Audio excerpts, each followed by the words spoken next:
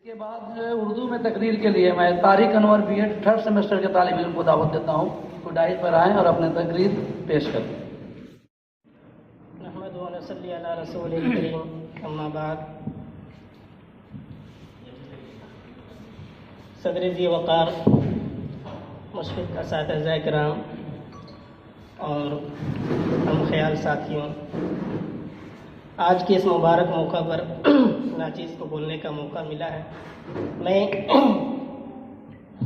تاریخ کے اوراق کے بس 1-2 چھوٹے چھوٹے قصوں کے ساتھ آپ سے ودا ہو جاؤں گا. گزارش ہے کہ بغور سماعت فرمائیں، کیونکہ ہم دیکھتے ہیں کہ آزادی کے فقط 71 سالوں میں ہمارے علماء کرام اور مسلمانوں نے جو جدوجہد کیا اس دیش کی آزادی کے لیے اسے بالکل ہی فراموش کر دیا گیا ہے. اور یہ زیادہ دنوں کی بات نہیں ہے. ان میں سے بہت سارے مجاہدین آزادی ابھی بھی بقید حیات ہیں. ان سے ملنے کا ناچیز کو بھی کئی مرتبہ شرف حاصل ہوا ہے.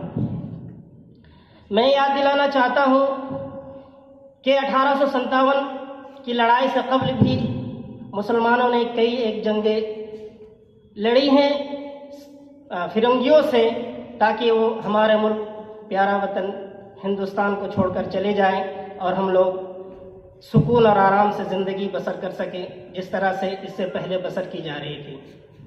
بہرحال ہم اگر مسلمانوں کی اس وطن کے لیے جدوجہد کی اور آزادی کے لیے لڑنے والے لوگوں کی اگر بات کرتے ہیں تو زیادہ سے زیادہ مولانا ابوالکلام آزاد کا نام لیتے ہیں، زیادہ سے زیادہ اشفاق اللہ خان کا نام لیتے ہیں، زیادہ سے زیادہ مولانا محمد علی جوہر کا نام لیتے ہیں.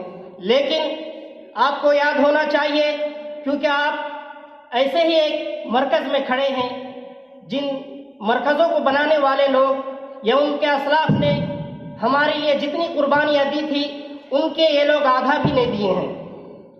آپ اگر ڈاکٹر قیام الدین احمد کی کتاب ہندوستان وہابی تحریک اگر دیکھیں گے تو ان میں یہ چھوٹے چھوٹے 2 قصے ملیں گے.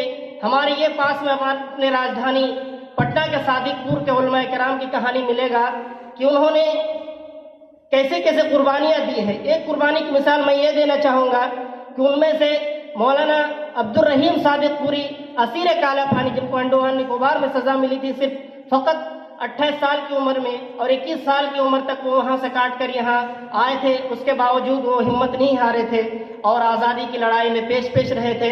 انہوں نے اپنا پہلا عالم، جن کو سیمانچل کے ایریا میں خصوصی طور پر کہا جائے تو اس وقت مرشد آباد وغیرہ کے ایریا میں بھیجا تھا کہ آزادی کی لڑائی کے لیے ہندوستان کو فرنگیوں کے چنگل سے آزاد کرانے کے لیے جو رضاکار بھرتی کرانے کے لیے انہوں نے کارکن بھیجا تھا.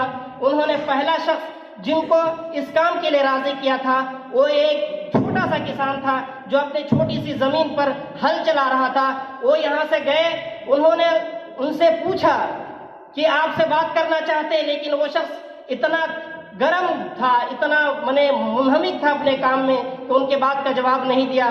دوسری بار پوچھا، وہ بہت زور سے پوچھا، اس کے باوجود جواب نہیں دیا. تیسری بات جب اس عالم نے کہا کہ میں آپ سے بات کرنا چاہتا ہوں، میں بہت دور پٹنہ سے آیا ہوں، تو انہوں نے سیدھے آؤ دیکھا نہ تاؤ گھما کے ایک سوٹا جھڑ دیا جو بیل اور بھینس کو ہٹانے کے لیے یا آگے بڑھانے کے لیے کام میں آتا ہے. پھر اس کے بعد بھی وہ شخص عالم اپنے آپ کو پیچھے نہیں ہٹایا. انہوں نے چوتھی بار بہت نرمی سے پوچھا کہ بھائی ایک بات تو کر لو، میں بہت دور سے آیا ہوں، آپ کے یہاں سے آیا ہوں، میں آپ کا مہمان ہوں. سنتے ہیں کہ آپ لوگ تو مہمان نوازی کرتے ہیں، لیکن آپ نے تو مجھے مار دیا. خیر مجھے کوئی بات نہیں، مجھ سے آپ تھوڑی سی بات کر لیجئے.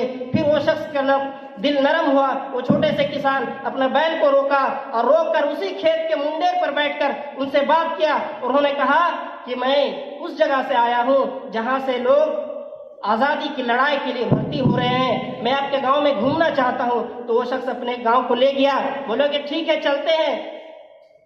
اس کے بعد انہوں نے کیا کیا، اس گاؤں میں جا کے صرف کیا کیا کہ چھوٹے چھوٹے کسان تو اس کے پاس کچھ نہیں تھا، تو آج ہم لوگ جو مٹھی چاول ہر ہفتہ نکالنے کا جو رواج دیکھ رہے ہیں، وہ پہلا شخص تھا جو وہاں سے شروع کیا، اور آزادی کی لڑائی کے لیے چھوٹے چھوٹے چندہ جو آج مٹھی کا چاول اٹھاتے ہیں وہ وہاں سے بھیجنا شروع کیا۔ اس کے بعد بھی ان کے خانوادے پر عید کے صبح جب انگریزوں نے ان پر حملہ کیا تو 18 سال سے اوپر جتنے بھی مرد لوگ تھے سب کو یا تو قتل کر دیا یا ضعیف لوگوں کو جا کے قید خانے میں ڈال دیا۔ ایسی ایسی قربانی کرنے والے مولانا عنایت علی اور مولانا ولایت علی صادق پوری اور مولانا عبد الرحیم اسیر کالا پانی اور ان کے بیٹے عبد الخبیر صاحب کو جاننا چاہیے، ہمیں یاد کرنا چاہیے، کیونکہ ہم لوگوں نے اپنے اسلاف کو خود ہی بھلا دیا ہے۔ اسی وجہ سے یہ شاعر نے کہا ہے کہ گواہ دی ہم نے جو اسلاف سے میراث پائی تھی، گواہ دی ہم نے جو اسلاف سے میراث پائی تھی، سریا سے زمیں پر آسمان ہم کو دے مانا۔ اسی صادق پور کے رہنے والے نے کہا تھا کہ سرفروشی کی تمنا اب ہمارے دل میں ہے، دیکھنا ہے زور کتنا بازوئے قاتل میں ہے، وقت آنے پر بتا دیں گے تجھے یہ آسماں، ہم ابھی سے کیا بتائیں کیا ہمارے دل میں ہے۔ بہرحال میں اس شعر کے ساتھ اپنی بات ختم کرتا ہوں، وقت کی تنگی ہے کہ وقت تمام ہوا مدح باقی ہے، وقت تمام ہوا مدح باقی ہے، سفینہ چاہیے بحر بے قرار کے لیے۔ بہت بہت شکریہ۔